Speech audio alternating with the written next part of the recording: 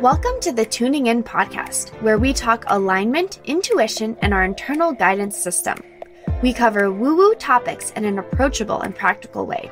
I'm your host, Dana Evans of Alignful.com.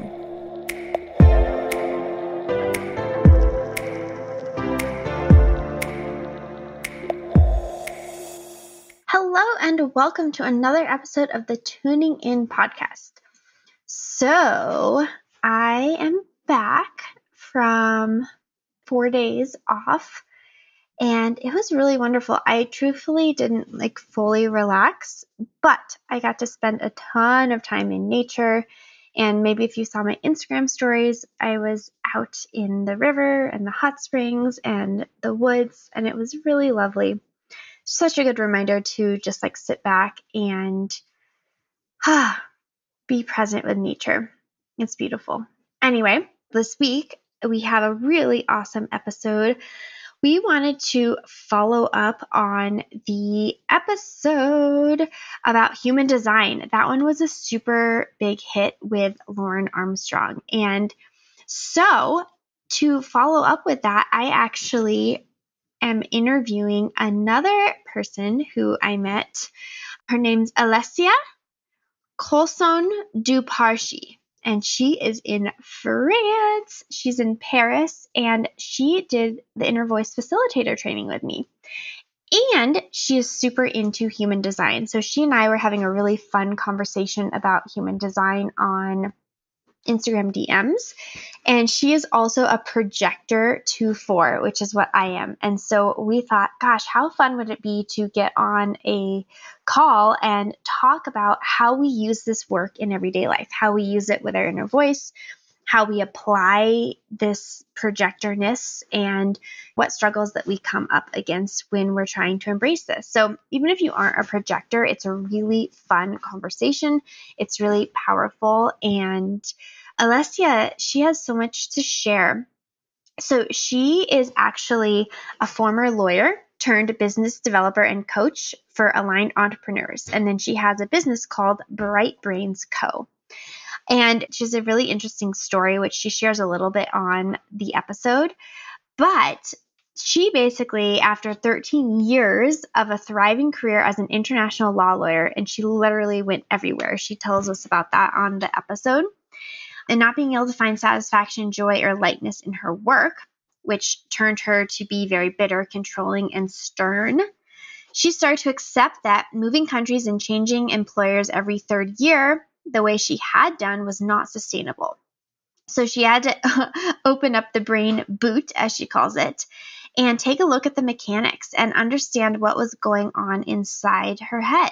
And that introspection, which is definitely something that she was not raised to really embrace, certainly not in France, it took her on a really wonderful journey that she's still on today. And her company name is an homage to the brain and its torturous wonders, as she calls it.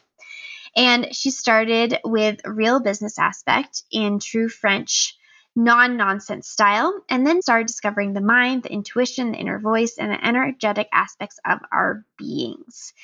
And she says that through age and through even her first pregnancy, it's helped her kind of expand into this womanly wisdom that we all have.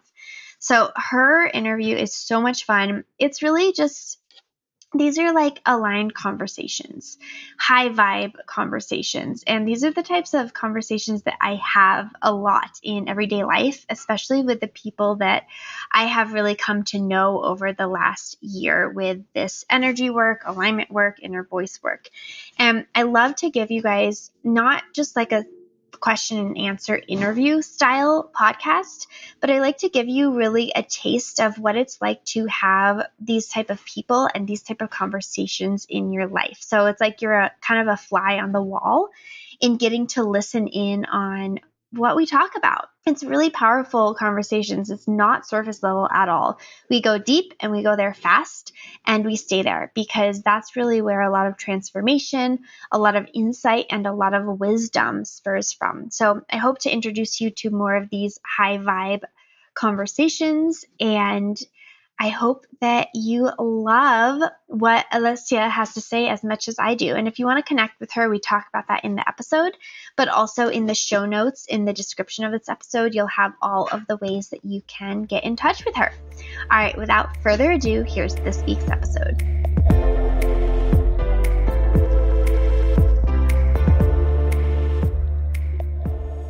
Hello, and welcome to another episode of the Tuning In podcast.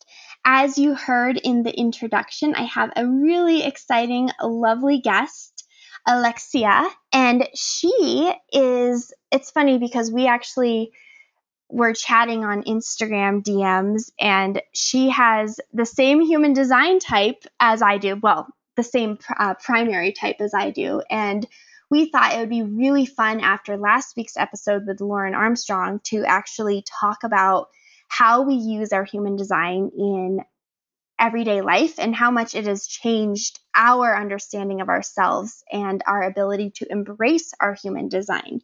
So that's what we're going to talk about today. And we're both projectors with 2-4 is our numbers, which we'll talk a little bit more about in this episode. And I hope that it just inspires each of you to get to know your human design type a little bit more and to see that it can really be freeing, right? And it doesn't have to limit you, and it can really open you up to living in alignment with what you desire. So without further ado, Alessia, nice to have you. Thank you so much for joining. Hi, Dana. Thank you so much for having me on the show. And can I just say, bravo. The pronunciation of my name was just perfect. You've nailed it. Phew. So thank you for that. I also appreciate it. And Alessia you're in Paris, France, right? That's correct. That's correct. My hometown. Your hometown. So you speak French as well as English? That's right. That's right. I've traveled the world for 20 years, so it's a good thing that I've got English as well. But yes, my main language is French. Oh, that's so beautiful. So you'll get a bit of an accent now and then. Sorry, guys. Yeah. Well, no, it's a treat. Honestly, it's a treat to be able to do that. I visited France. I didn't tell you this ahead of time. I forgot, but I visited there for 2 weeks, and I really did a horrible job at getting any of the pronunciation down. And I was like, man, I need to spend more time here so I can really master that. My husband does a lot better at like picking up more of the accent in the words. And I really did a really bad job. And I was like, I want to go back. Well, you should come back. You should come back. And you know who to call, all right? I'll help you with the pronunciation. Yes, that would make me so happy. So happy. So, Alessia, I want to just start with, first of all, everyone should know we initially actually met. She also did the Inner Voice facilitator training with Just Lively, and that's kind of how we got to following each other on Instagram and got to know each other. So she has a really interesting story, which I kind of shared in the beginning, but I would love if you would talk to us a little bit about your lawyer turned coach transformation and how you've gone from being, a lawyer, which is very meticulous and very exact as we want them to be, to a coach who works with alignment for entrepreneurs, and how that can be a lot more flowy, and what kind of inspired that transition, and how then once you kind of learned about your human design type, how that's kind of emboldened your transition. Thanks for the question. Yeah, it actually feels kind of weird to think about all these years of my life, because it feels like I'm talking about another person. But for 13 years of my life, I was practicing international law. It was both a blessing and a nightmare. It was a blessing because I loved studying law. It was wonderful. It was interesting. It was challenging. I learned many different things. It took me out of France as well. It took me to Ireland. Then it took me to Canada, where I finished my studies. So it took me all over the world, and I loved that so much about my job.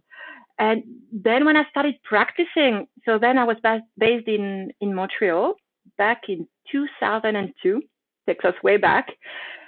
And I just didn't know what to do, with my law degree. So I did what everybody else was doing. I became a lawyer, and I love what comes with being a lawyer. The prestige, the title, the nice office, the fact that people kind of think that you're smart just because you've got that title. And believe me, I've met enough lawyers, and myself included. It's not because you've got a nice title that it says much about your personality.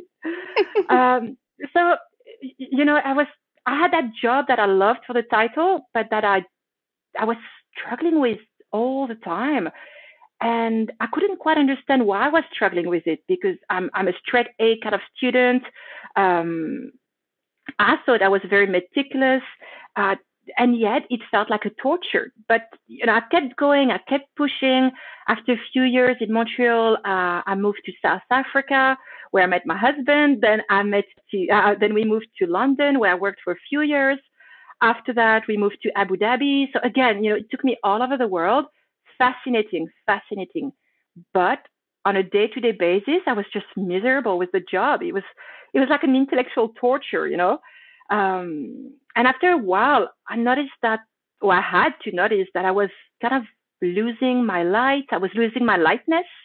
I was losing my joy. I became this very stern, very, very controlling, very frustrated person, very bitter.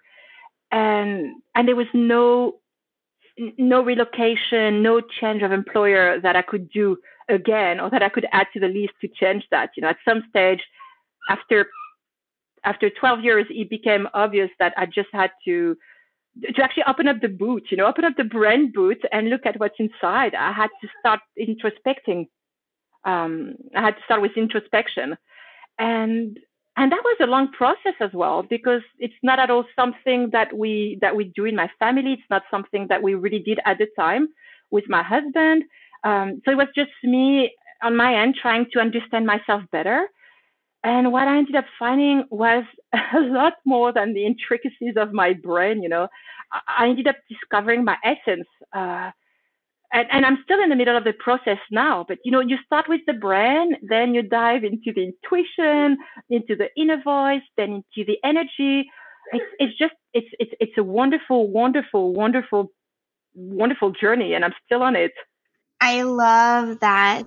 And what you said, which I think is actually really powerful, you said introspection was not something that you did, that in your family or with your husband. And I actually feel that a lot of people end up with that. Is we're taught to look at the mind, we're taught to kind of push ourselves in performance, but we're not really taught how to look inside and question ourselves with our inner answers. And we look to other people to tell us what's going on, what's right, what's wrong, what we should do. And we forget that we can actually go inward. So how was that for you? Was it uncomfortable to start with that journey of introspection when it wasn't something that you were really taught or encouraged to do? That's a good question. Yes, it was really uncomfortable, but you know what really saved me, or what really helped me? I'm not sure it saved me, but it really helped me. Is that by then I'd spent more than 10 years living in Anglo-Saxon countries, where the culture of personal growth and personal development is very strong, which was not something that was the case at all in France at the time. So when I was talking to my Canadian friends, or my British friends, or American friends, and we were talking about this stuff, they were very open to it. They were not at all in the judgment. They were super helpful. They would share the authors that had helped them. They would, we would share the good stuff, basically. But then when I would come home to France, to Paris for the holidays, and I would try to have a similar conversation with my French friends, they were just like, oh, just have another glass of wine, or, oh, just stop focusing on that stuff and it will just disappear. And I was just shocked. I was like, what's happening? Is this me who's turned to the cuckoo side, or, am I being self-indulgent for spending so much time at looking what's inside my mind? Or are those guys just completely blind? And another thing is that one of the things that made me start looking inside myself was that I had started relying on judgment. I was very quick at judging people around me, at judging myself with that snarky kind of way. And that had become extremely unpleasant for me as well, that for people around me. So instead of asking real questions and really trying to understand why it was that people were behaving that way, or what was it that I was behaving a certain way, I was just making a sharp comment and be quick to judge. And that was just, uh, there's a B word that starts with. That would really summarize it well, my attitude at the time. And I did not like to be that person. I wanted to move away from that person. So yeah, it was difficult at first. Yeah, and it's interesting. There's one B word, but you know what the other B word is? Tell me. Because you're a projector? Bitter, right? Bitterness. Oh, you say it. It's something. And it was that was 10 years of pure bitterness. It's something. It's so strong in us. I don't know about you, Dana, but it just appears so quickly. It's very strong in me. Yes.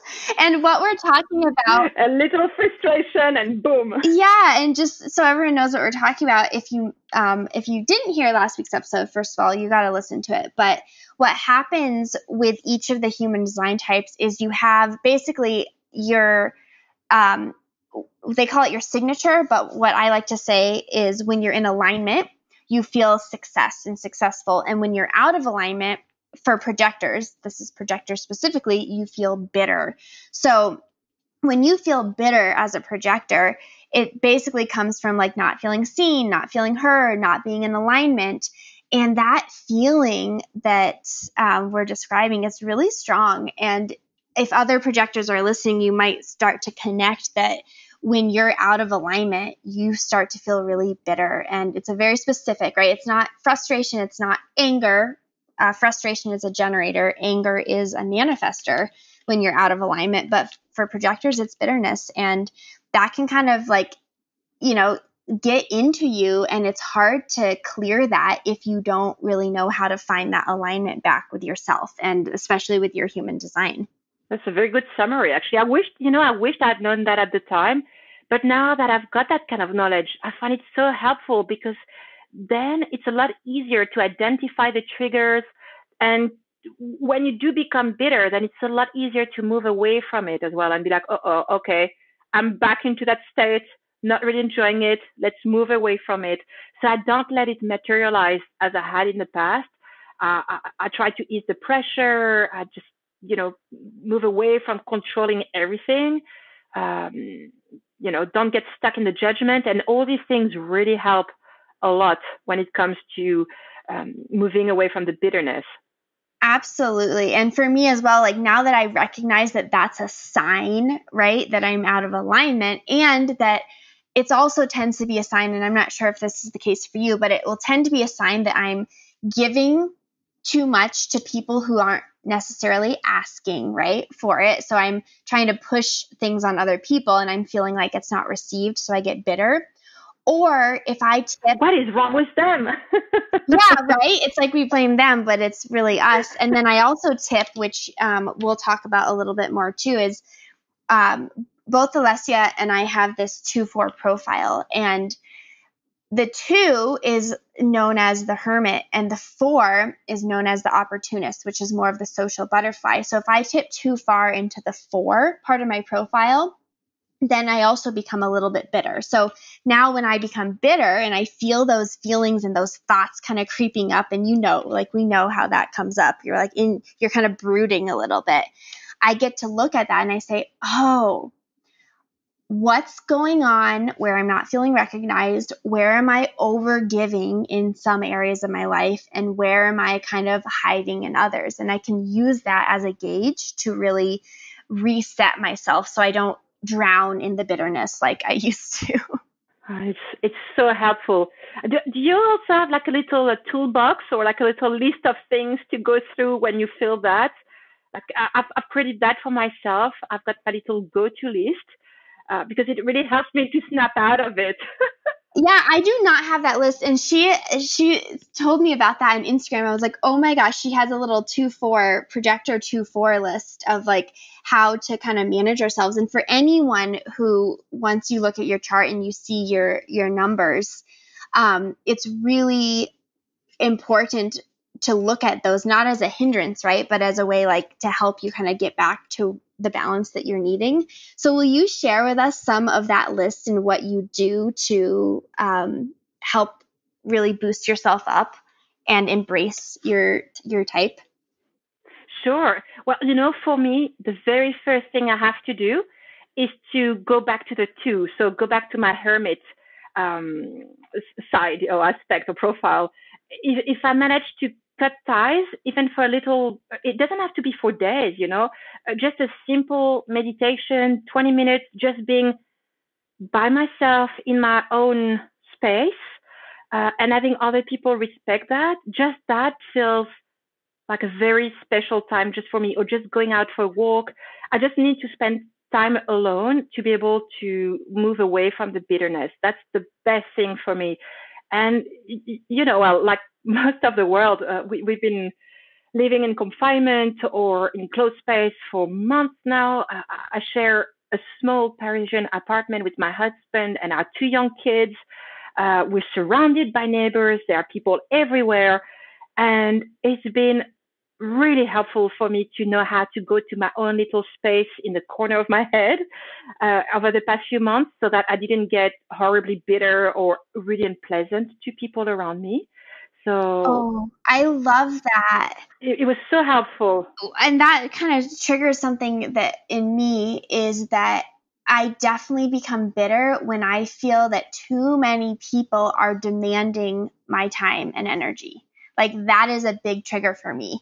Yeah, yeah. And so being able to kind of retreat and to pull away a little bit and just to kind of reset helps me as well. And so that's such a good reminder because so we have the basically the results, like how we act, how we react, and then we have kind of the cause of what's causing that. And so what my reaction when I get too bitter is like, everyone's demanding things of me and I feel underappreciated and I feel like everyone's pulling on me and they all want my energy.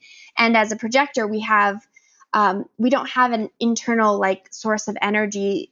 It's a little bit more limited. And so when so many people are like, it feels like everyone's pulling from you, then you get really drained and bitter. So just to be able to retreat for a little bit can be such a powerful way to recharge. That's a big one. And I also do that with my clients. Because I'm my own boss, I get to organize my weekdays the way I want. And I keep Mondays and Fridays to myself. So I do work on those days, but I don't do calls.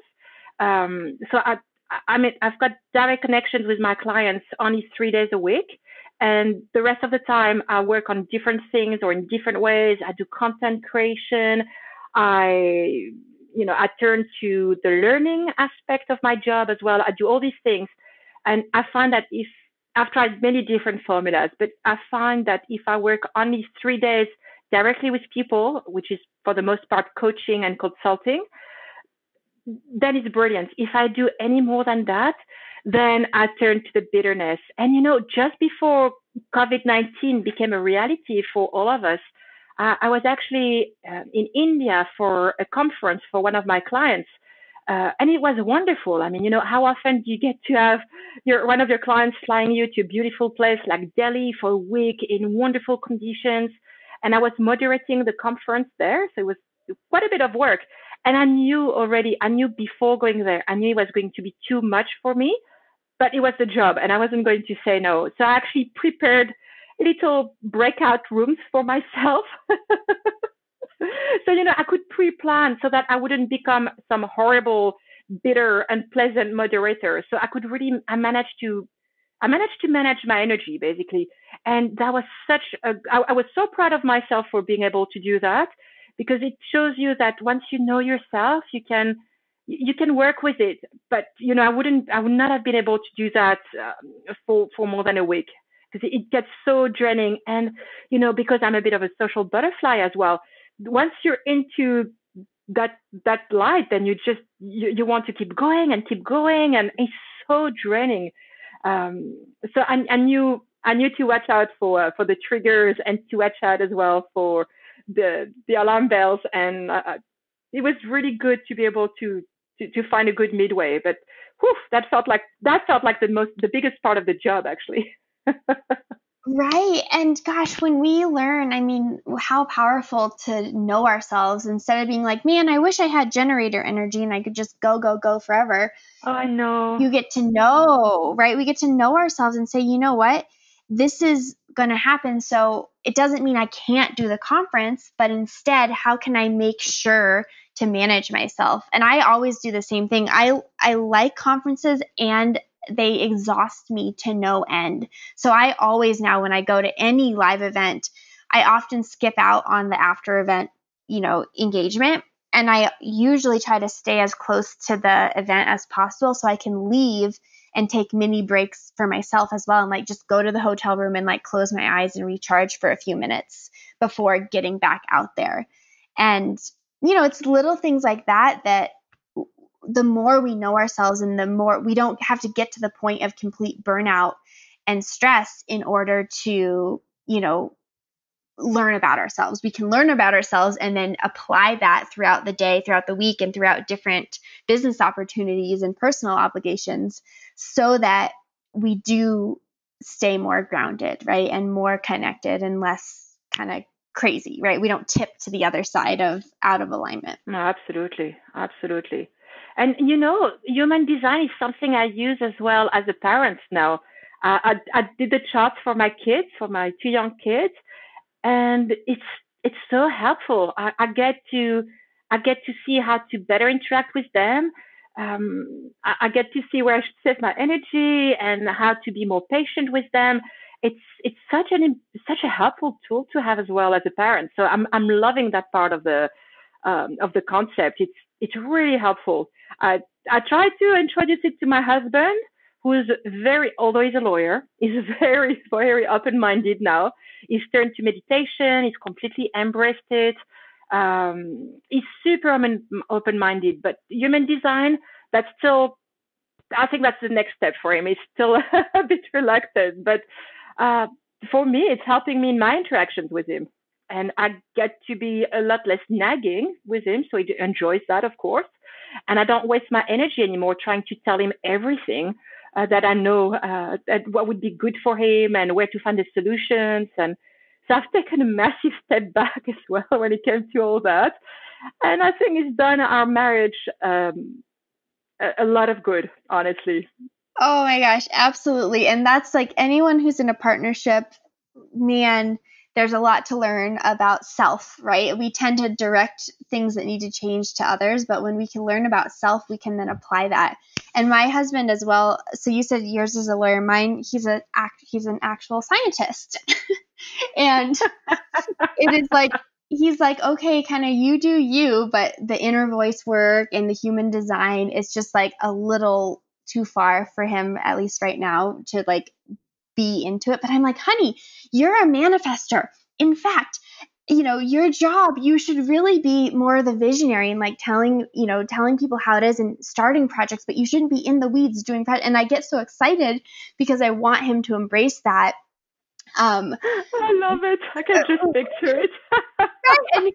And he's like, I don't know what any of this means. And I'm like, just trust me on this. And it is fun though, like, to have that information, but then also the information about self is that just like you, slowing down on the, as a projector, just so other people know, like as a projector, we're the guides. And so we're really like, we have an uncanny ability to see everyone else's messes or not messes, right? Or their potential, and see so clearly what they should be doing to really like capitalize on what they're desiring. And like, we just want to tell everyone what to do. But as a projector in particular, in any relationship, we are really ideally are waiting for someone to come to us and say, what should I do? So instead of me, for example, telling my husband, you should do this, I wait until he says, I'm looking to make a change in my career. I'm trying to figure out what to do. That's when I can invite, with that invitation, I can kind of share a little bit more from this perspective of like how he could really capitalize on his own natural abilities. And that's kind of what you shared too, Alexia. And then do you do that with your kids as well, in terms of what are your kids' types and how do you use that in your parenting? So my 8-year-old boy is a projector, and my 3-year-old daughter, she is a manifesting generator. And it's funny because, I used to call Raphael my boy. I always said that he had this lunar energy, and that my daughter, Aimee, that she had the sun energy. She's all light and happiness, and she's like a little sunshine. And they're wonderful together because they're so supportive of one another. They bring a lot of good stuff out of one another. And then, because my boy is quite a bit older and we interact a lot more, and I notice at times when it's just him and I together, we would we would just get trapped into some kind of energy, and it's like a ping pong of unpleasant energy at times. It can also be the case with really good energy, but somehow you don't really remember those moments as much as the more difficult ones. And once I understood that he was as sensitive to the surrounding energy as I am, I've actually made a point to not carry around if I'm having a rough day, if I've just had a difficult client, or basically, if I'm having a shit day, I make a point of having some time to myself just to try and neutralize that before I go and talk to my son. Whereas if I know I'm going to spend time with my husband or with my daughter alone, then I go to them to recharge because I know they're going to make me feel so much better right away. Whereas for my son, I know to preserve him now. I know that I can't go in there and bring that over to him because he's going to feel it as well. So I make a point of going there with positive, or at least with a neutral, clean energy. And also, what's really interesting, I find with knowing the digestion profile, which is also something that human design tells you about, the strongest senses, and it's just captivating how these things are so right when it comes to my kids. My daughter would nibble throughout the day, and trust me, if you're a French family, you just don't nibble all day. You sit down 4 times a day for a proper meal. You'll eat your vegetables. You'll say thank you or merci, and you'll be grateful for your green beans. And my daughter is not at all like that. And I saw it as a failure, as a parenting failure, until I actually let her eat the way she wants. And turns out she does eat of everything, just not at the same rhythm as we do. Again, it always goes back to being a lot less controlling, easing the pressure, letting go of the judgment. And once you know that it's their design, once you accept it, life becomes so much easier, so much more fun. Oh, wow. I love those examples. Oh my gosh. Yeah. And do we not, don't we all want our life to be a little more easy and fun and light? We're so taught that, we need to, like you said, you kind of found in your career that you were losing your lightness and you were becoming so stern and controlling, right? And bitter. And I find that too, like I'll kind of fall into that place. And then I'm like, gosh, can't life be fun? And the answer is yes. It can be fun, even if we want to thrive and succeed in life. Like, even if we want, like, have really big goals and desires, it doesn't mean life can't be fun and light and enjoyable. But it does mean that if we truly desire that, we have to tap into the energy, right, within us and use that to help guide us toward the light and fun, because society teaches us, to be more stern and serious. And so we're kind of constantly going against that to find our own light. But the best way to do that, right, is to go inward and, work with ourselves instead of fighting against ourselves. Absolutely. And again, as a projector, for me, my big lesson or the big takeaway, I think, from my life so far is that I can't make everyone happy, and I can't turn their lives around for them, But what I can do is show them the steps. If they want to, then I'm here for them, and I'm all about the transition and going towards alignment. But now I understand that. I understand that I can't do the work for them, and I can't force them to become a happier, a lighter, a more balanced version of themselves. It's everybody's own responsibility. It's your choice, your decision. Mm. And that is, if that's not a life lesson, I don't know what is.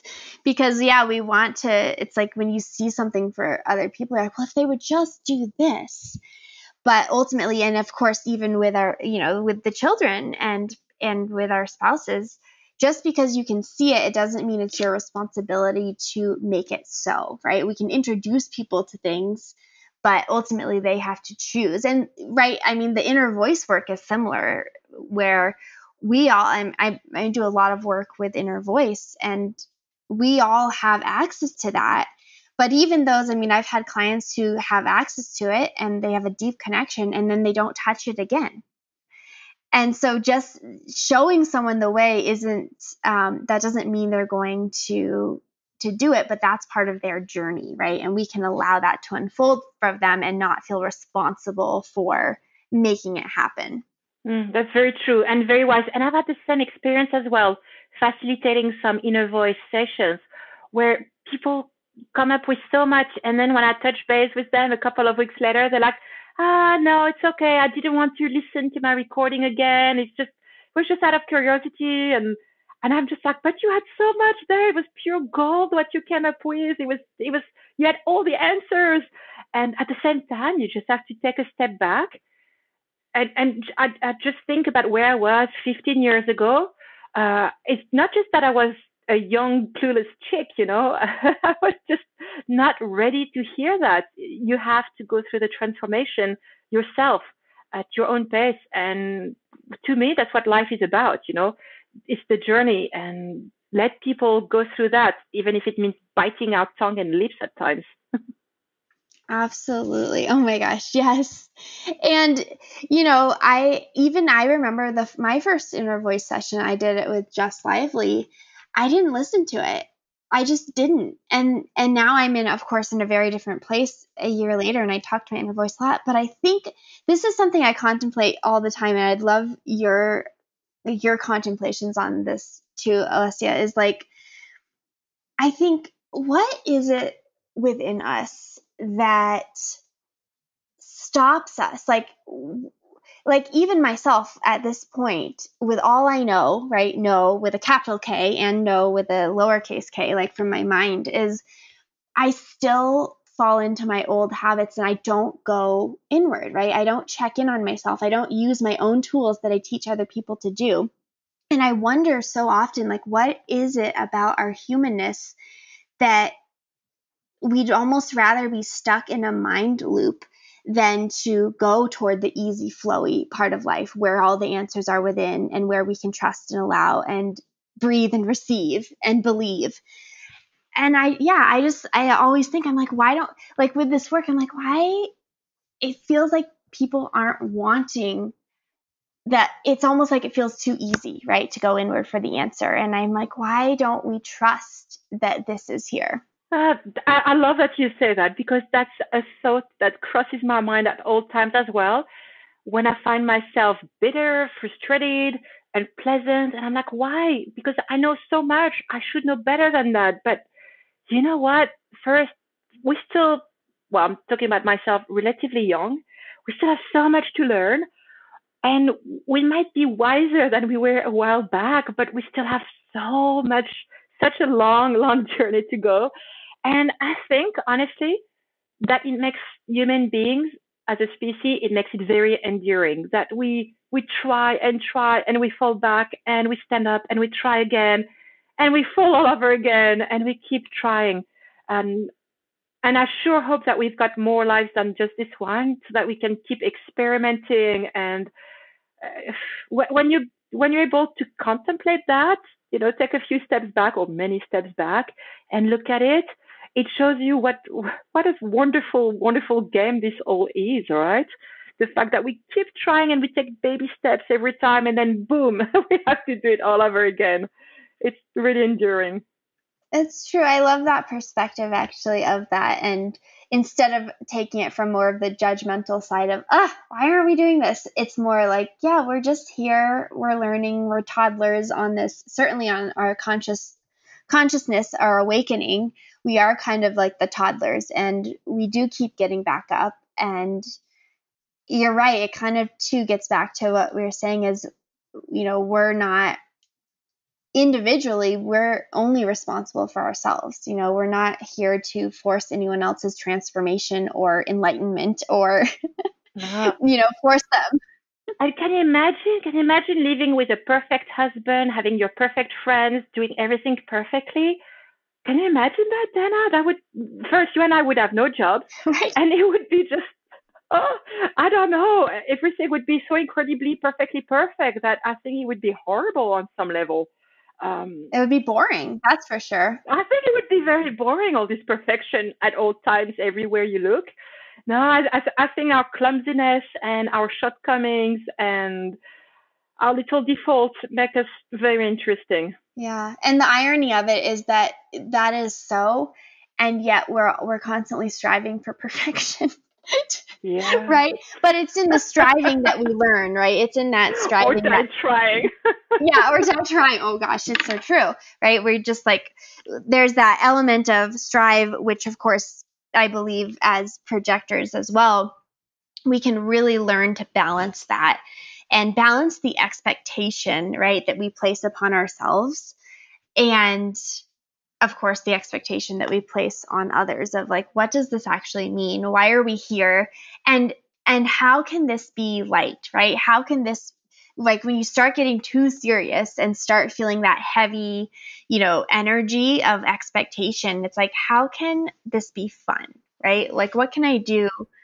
Like, I came back from a trip, so I was gone last week, and I made my list last night, and I was like, oh, there's so many things. And then I was like, this morning I thought, gosh, but what a beautiful gift it is. Like this is, I have this ingrained idea in my head from who knows when that work is hard, right? And work is work. When instead it's like none of these things are innately hard or bad or challenging. It's just I have this idea about it being that way. And I have this idea that I have to sit down and work 8 hours, right? And as a projector, we're looking to work 4 to 5. And so instead of fighting it, I ask myself, well, okay, if this feels heavy, how can it be light, right? And what can be fun about it? And how can I make it work with me versus trying to fight it and just like forcing something to happen? Yeah, and it's not easy to justify that to yourself, but trust me, and I'm sure you know, when you try and explain to your colleagues or to your friends that, yeah, you try to work only 4 or 5 hours a day because that's as much as you can handle without losing your energy, people just assume you're lazy or too Yep. much of a princess to do the work when no, it doesn't mean we don't work. It just means that we use our energy in a different way. It's not like we're just, polishing our nails for 10 hours a day. No, not at all. It's just you can only be productive, or for our type, we can only be productive for so many hours until then it actually becomes counterproductive. And at times we don't have a choice. We just have to go into that and we drain ourselves and it's exhausting, right? But to be in the happy, flowy, aligned ways, then gosh, for working 4 or 5 hours is wonderful. It's happened to me a few times this year. And I'm really hoping it's going to happen again soon because I got to achieve so much and I was so aligned, so balanced, so happy, so thriving that, if it wasn't for that damn COVID, it would be happening again. But right now, we're not exactly the masters of our own days. But I'm with you on that, Dana. It's oof, work at times, you still want it to feel hard because somehow it makes you feel serious or important or like it's a real job, especially when you're a solopreneur or self-employed. It's at times we just feel like we have to justify what it is that we do and make people understand that we have a serious job as well. It's not just a hobby. It's a lot more than a hobby. And yeah, I fall into that trap as well. Yeah. Oh, I know. And like you said, yeah, I've experienced it. Every time I experience like working in alignment with my type, it is so freeing because I'm like, I can sit down for 4 hours, and I often do this as like co-working sessions with one of my other entrepreneur friends, and we will do like a 3 to 4 hour session where we work like with the Pomodoro technique. So we do 25 to 50 minutes on, and then we take a 5 to 10 minute break. And then we chat, and like we have that like social interaction in between. And then it's like when it's work time, everything goes off and we work. And then by the end of that time, I'm always like, wow, this is so amazing. Like, look what I've done in this period of time. And then I have permission from myself to then be done creating and working for that day and recharge so that the next day I can do it again. And it's just the most powerful experience, especially like as a projector, when I get tired, then I like procrastinate or I half work. And so then I half work and half rest all day. And then it's a very frustrating day, right? And I'm like, I get nothing. It's like you don't get anything complete, and you also don't rest completely. And so you're just kind of like wired and tired. Oh, I know that state. Yeah. I just came back from 2 weeks of holidays that were not really holidays because I took my computer with. I'm about to launch my book. Actually, my book is launching this week in France. So, of course, I want to do it justice. I wanted to put together the marketing campaign and all that. And I spent hours and hours and hours half working and half not working, but basically not doing anything 100%. And it's been so frustrating. And I was in a place that I love in the French mountains. I was with the people that I love the most. And yet I was just a grumpy old bear, for 2 weeks. It's not worth it. It's really not worth it. Agreed. And we can just harness what we learn about ourselves. And the more we learn, right, the more we do the introspection, the more we witness ourselves, the more we can kind of move into that ease and that the lightness that we know is there, right? And we can listen to that guidance of like, here's what we need. Now, do you talk to your inner voice when you were feeling that over the last 2 weeks? Do you talk to your inner voice about it and notice any consistency with what your inner voice wants of you and your Yeah. human design type? It's interesting that you ask because I've noticed something is when I get out of phase, when I fall out of alignment, I somehow stop connecting to my inner voice. I become what I used to be in my prior life as a lawyer. I become a little rat on a wheel. I just try and do things, cross them off my list, cross them off my to-do list, instead of taking a step back, breathing, asking my inner voice, how I should go about things that day. No, I don't do any of that. I do what I used to do best, which is go through the list and power through and push yourself through. And I actually forget to talk to my inner voice, although I'm an inner voice facilitator, and I've become completely out of line with who I am. And it's actually my husband who was like, have you been meditating lately? Are you taking time for yourself? Because he knows me very well. And I'm like, no, I don't have time for this. I don't have time for this right now. I just need to go through my list. And he's like, all right, let me take the kids out for the day. We'll go for a hike in the mountains. And why don't you do things that are good for you? And that helps me to get back into my zone. But it's just very sad to see that even when and it goes back to what you were saying earlier as well, Dana, that when you're out of line, out of phase, you forget all about the best practice, the best habits, and all the things that you could turn to. You forget to open up your toolbox and go look for what's good for you. And that's why I created my little go-to list. It's I find it very helpful for moments like that. So no inner voice for me while I was on holidays. But I spent a lot of time chatting with it and to it while I was on the way back, on the road back. And I had time to really chill, do nothing, and get into my inner voice. And that felt good. Oh, you literally just described me when you went through that whole scenario. And my husband as well. I mean, even last night I was feeling a little like frantic and like that anxious where I didn't want to do anything. I was procrastinating and I wasn't resting. My husband was like, you teach this stuff. Are you doing the things that you know help you? And I'm like, no, I don't want to. And it's so nice. I mean, I think this takes it even a little bit further is, knowing ourselves, but also communicating that to those that we care about and love. Because when your friends and your family and your partners know what you need, it's also helpful to have that external reminder. And so, he's like, go take a bath, go meditate, go do, go write, whatever it is that helps you do that instead of sitting here in agony.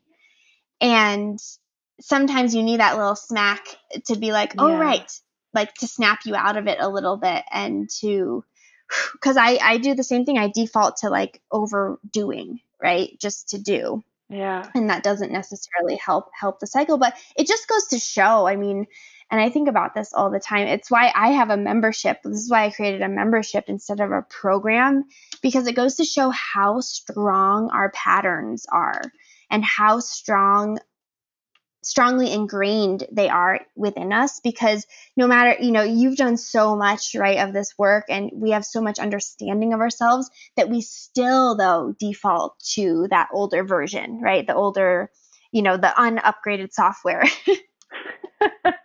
The very old format that still works somehow, but not very well. Yeah, and it's based on, right, societal expectations and a very masculine way of living, which is not necessarily in balance with what we're looking for. So it's like it's all around us, so we do default to that when in fact, we can leverage our energy and ourselves much better when we work with our energy, as we've been saying.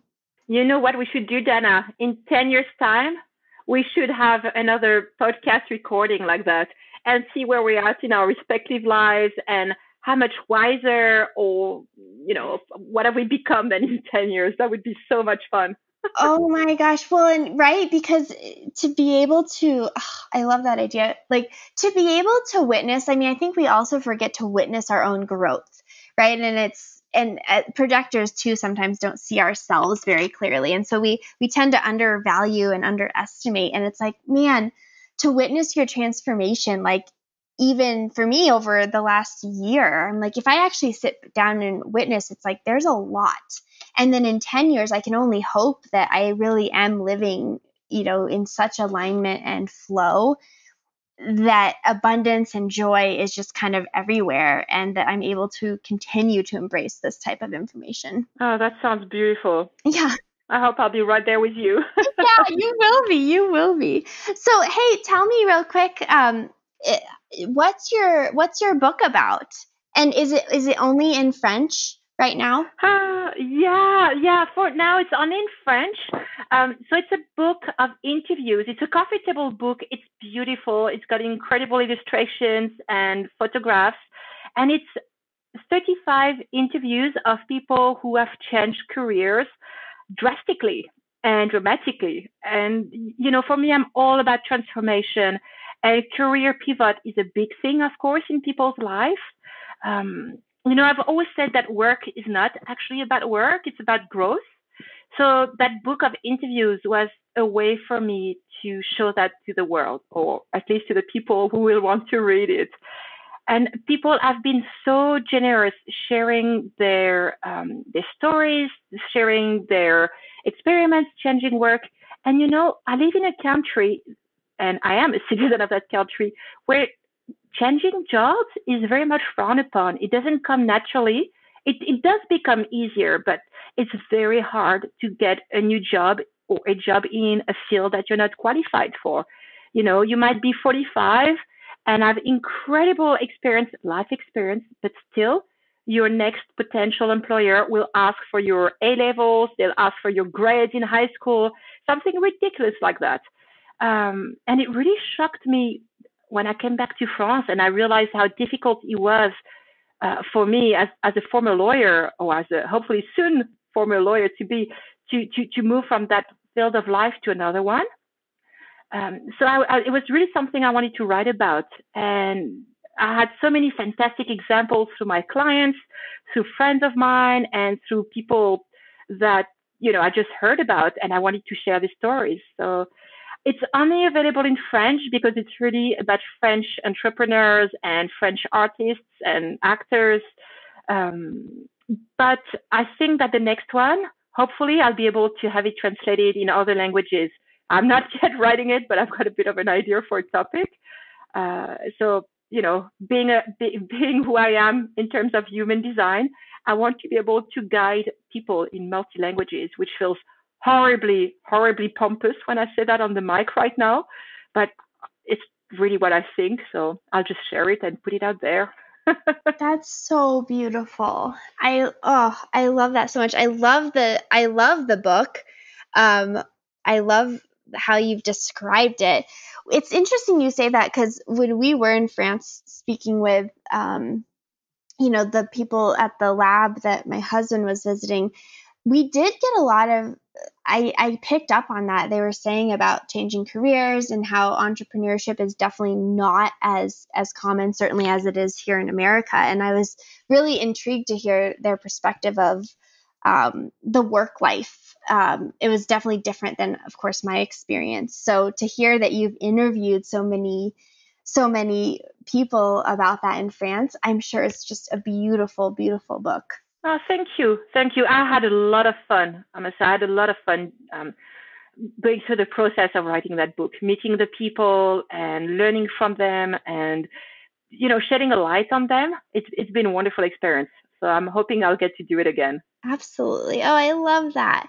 Well, and how can people connect with you? You want to share that? And we'll put it all in the show notes, but how people can kind of connect with you if they want to learn more from you, your coaching, any of that. I think Instagram is a nice and easy go-to place for us to chat or just for people to see what I'm up to.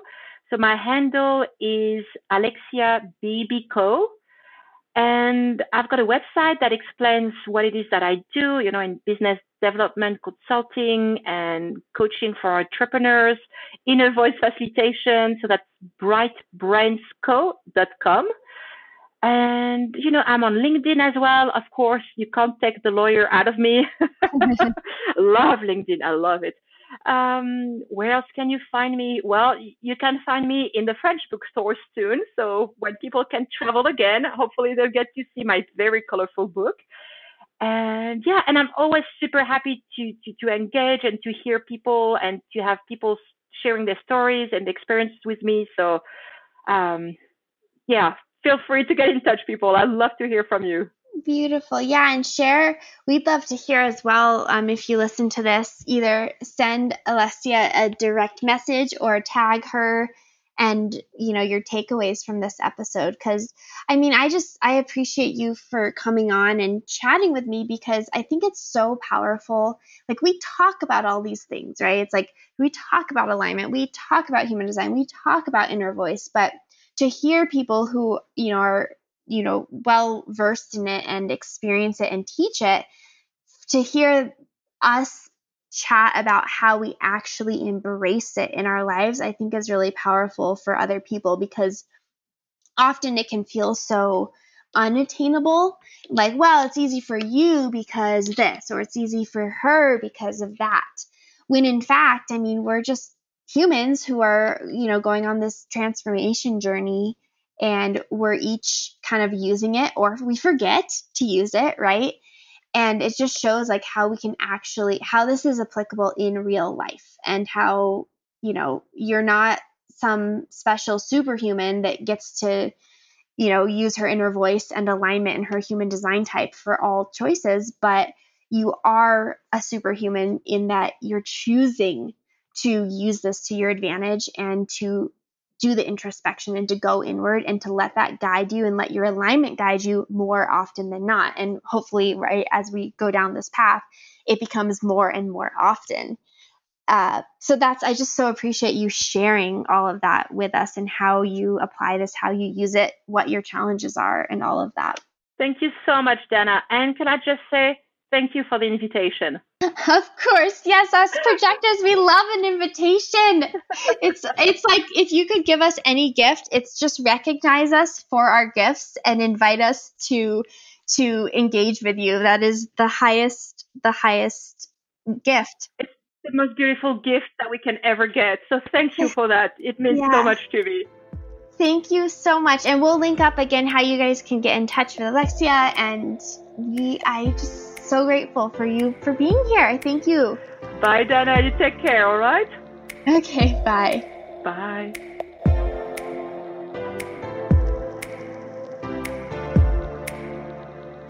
Thank you for joining me on another episode of the Tuning In podcast.